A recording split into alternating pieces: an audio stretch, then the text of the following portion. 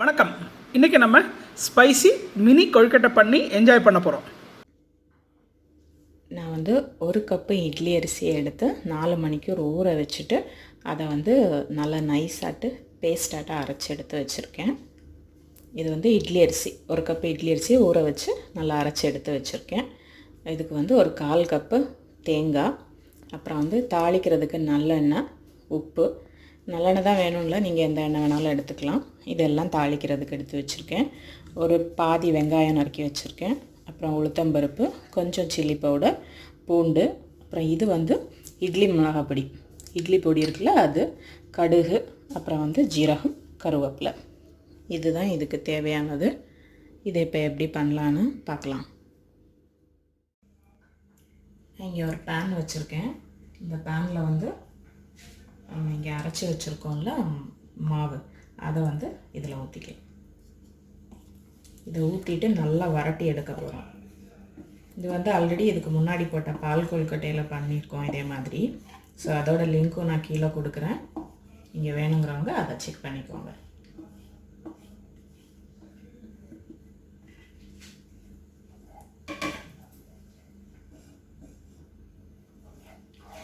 இப்போ இந்த மாவுக்கு நான் உப்பு போடாமல் வெறும் அரிசி மட்டும் தான் அரைச்சி வச்சுருக்கேன். இந்த அரிசி மாவுக்கு தேவையான அளவு உப்பு போட்டுக்கலாம்.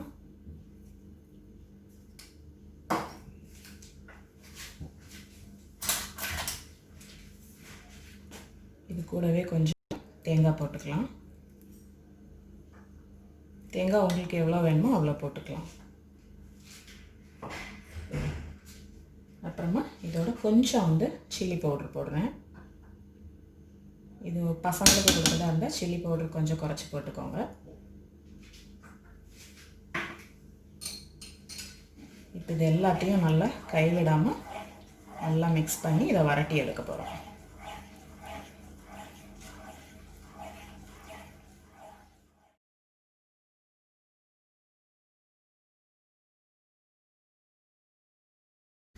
இப்போ இது கொஞ்சம் வறண்டு வந்திருக்கு. அந்த டைமில் நான் ஒரு ஸ்பூன் நல்லெண்ணெய் ஊற்றிக்கிறேன். நீங்கள் நல்லெண்ணெயோ நெய்யோ எது வேணாலும் ஊற்றிக்கலாம்.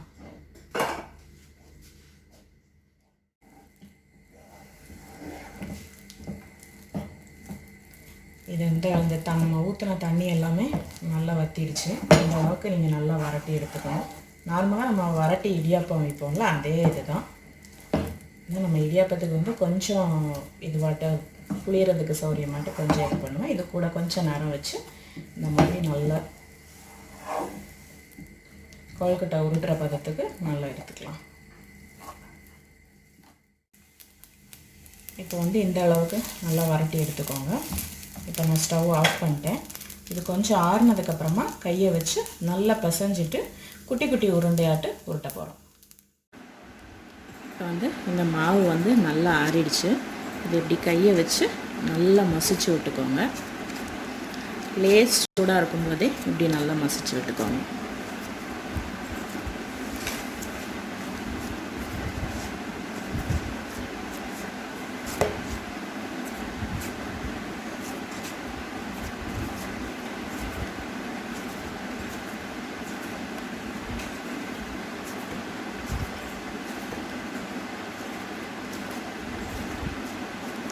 இந்த மாதிரி நல்லா சாஃப்டாட்டு மாவு பிசைஞ்சு வச்சுக்கோங்க. இப்போ நம்ம சாஃப்டாட்டு மாவு பிசைஞ்சாச்சு. இந்த பிசைஞ்ச மாவுலேருந்து நம்ம குட்டி குட்டி பால்ஸ் ஆட்டு உருட்ட போகிறோம். எவ்வளோ குட்டினா இவ்வளோ குட்டி, ரொம்ப குட்டியாட்டு. சீடையெல்லாம் உருட்டுவோம்ல அந்த மாதிரி குட்டி குட்டியாட்டு. இதே மாதிரி இந்த மாவு மொத்தத்தையும் நான் உருட்டிட்டு காமிக்கிறேன்.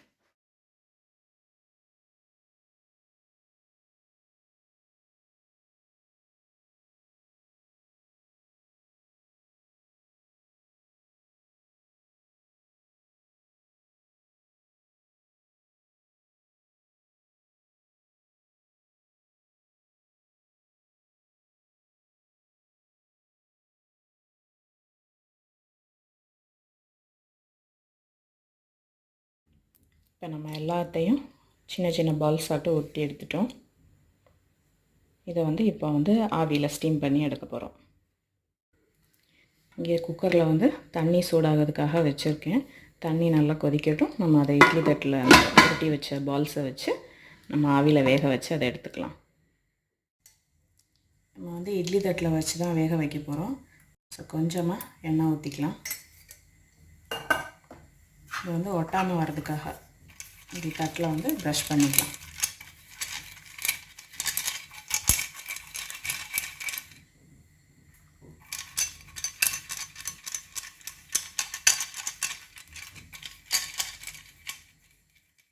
நம்ம எண்ணெய் தடவின இட்லி தட்டில் இது எல்லாத்தையும் நான் வந்து எடுத்து வச்சுட்டேன்.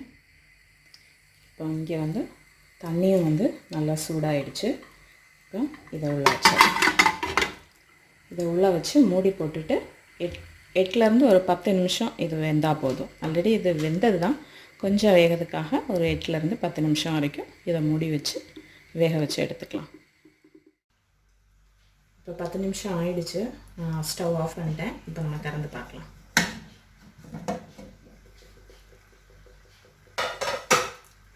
கொழுக்கட்டை சூப்பராக வந்துருச்சு.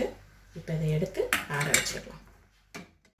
கொழுக்கட்டை ஆறட்டும், அப்புறம் அடுத்தது என்ன பண்ணலான்னு பார்க்கலாம். இங்கே வந்து ஒரு கடாய் வச்சுருக்கேன். இந்த கடாய் வந்து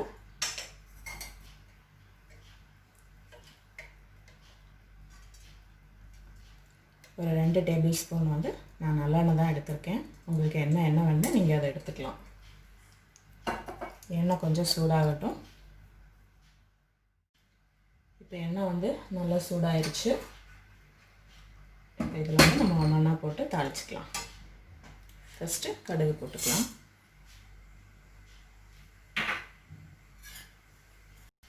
கடுகு நல்லா பொரியட்டும். கடுகு நல்லா பொரிஞ்சிருச்சு. இப்போ ஜீரகம் போட்டுக்கலாம். உளுந்தம்பருப்பு,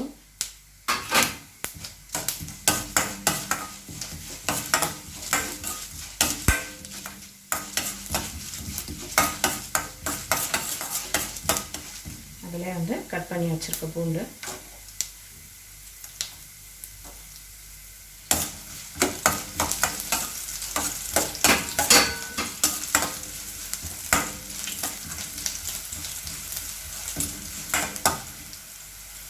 கருவேப்பிலை,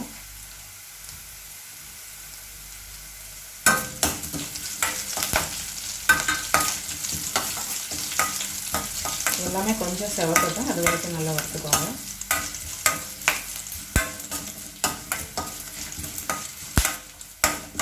இதில் வந்து வெங்காயம் போட்டுக்கலாம்.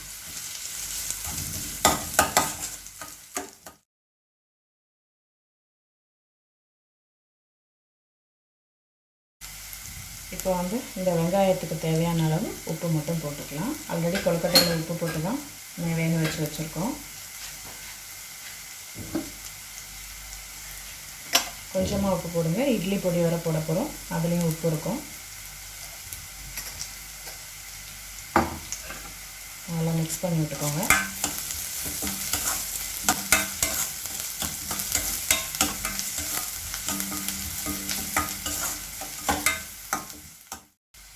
வெங்காயம் வந்து ரொம்ப வதங்கணும் இல்லை, கொஞ்சம் வதங்கினா போதும். இப்போ இங்கே வேக வச்சு வச்சுருக்கோம்ல இந்த கொழுக்கட்டை, அதை இதில் போட்டுக்கலாம்.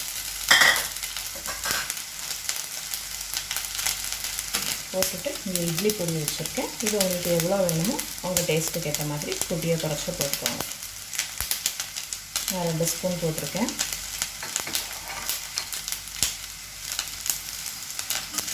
போட்டுட்டு இதை நல்லா மிக்ஸ் பண்ணி விட்டுருங்க.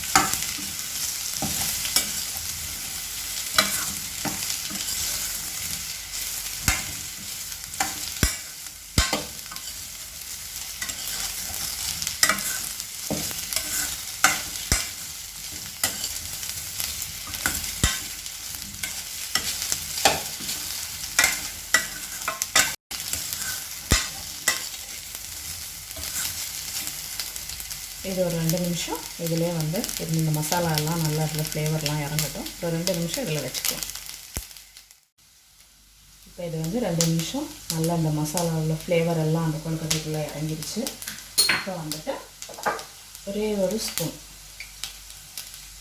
ஸ்பூன் நெய் வந்து ஊற்றிக்கிறேன். இது வேணும்னா நீங்கள் ஊற்றிக்கிட்டால் போதும். நான் ஒரு ஸ்மெல்லுக்காக தான் இது ஊற்றிருக்கேன். இது ஊற்றணும்னு ஒன்றும் அவசியம் இல்லை. அப்புறமா இங்கே துருவி வச்சுருக்கோம் தேங்காய், அதுவும் கொஞ்சம் போட்டுக்கலாம்.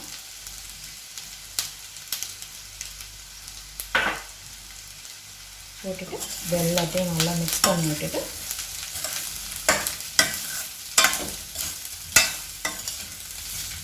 அந்த நெய் போடும்போது நல்ல ஒரு ஃப்ளேவர் கிடைக்கும் உங்களுக்கு. அது ஆப்ஷனல் தான், வேணும்னா போட்டுக்கலாம், இல்லாட்டி நீங்கள் அந்த நல்லெண்ணெயிலே வதக்கிக்கலாம். இப்போ நல்லா மிக்ஸ் பண்ணி விட்டாச்சு. இப்போ நம்மளோட ஸ்பைசி மினி கொழுக்கட்டை ரெடி ஆயிடுச்சு. நான் இதை ஒரு பவுலுக்கு மாற்றிட்டு காமிக்கிறேன். ஸ்பைசி மினி கொழுக்கட்டை வந்து ரெடி ஆயிடுச்சு. இதை வந்து சூடாக கொடுங்க. இதை நீங்கள் பிரேக்ஃபாஸ்ட்டுக்கும் எடுத்துக்கலாம், டின்னருக்கும் எடுத்துக்கலாம், இல்லை நல்ல ஒரு ஈவினிங் ஒரு ஸ்நாக்ஸாகவும் நீங்கள் கொடுத்துக்கலாம். ரொம்ப ஹெல்த்தியான டிஷ் தான் இது. நீங்களும் இதை ட்ரை பண்ணி பாருங்கள். இது இப்படி பண்ணோன்னு வச்சுக்கேன், இது எனக்கு ஒருத்தனுக்கே பத்தாது, கிலோ கணக்கில் பண்ண வேண்டி வருமே. பண்ணிடலாம். இது இந்த கடையில் போனால் இப்போ பிரியாணி வந்து கிலோ கணக்கில் பிரியாணி தரமே, இது கிலோ கணக்கில் பண்ண வேண்டியிருக்கோம். நான் ஒருத்தனே இப்படி உட்காந்துட்டு டிவியை பார்த்துட்டே சாப்பிட்ருவேனே. இது ஒரு ஸ்நாக்ஸ் தானே. Oh, it's not full fledge ஃபுட்டா? ஃபுல் மீலாகவே சாப்பிட்லாம். நம்ம வீட்டில் இன்றைக்கி பண்ணினது வந்து ஸ்நாக்ஸுக்கு தான் பண்ணியிருக்கேன். ஓகே, ஸோ டேஸ்ட் பண்ணிவிடுவோமா? இது நோண்டு இருக்குது. இது எவ்வளோ, இது ஒரு பவுல் 9 பவுல் தந்தாலும் நாங்கள் பாட்டு உட்காந்து சாப்பிடுவேன்.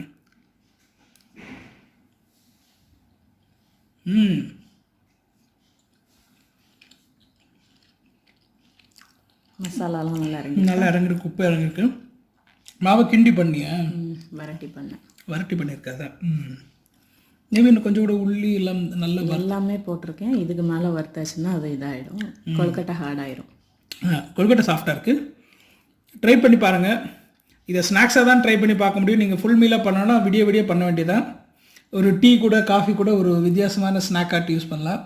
பிரேக்ஃபாஸ்ட் டின்னர் எப்படி வேணாலும் வந்து உங்களோட பொறுமையை பொறுத்து நீங்கள் பண்ணிக்கலாம். ஆனால் கண்டிப்பாக எல்லோரும் விரும்பி சாப்பிடுவீங்க. இதை ட்ரை பண்ணி பாருங்கள், லவ் பண்ணுவீங்க.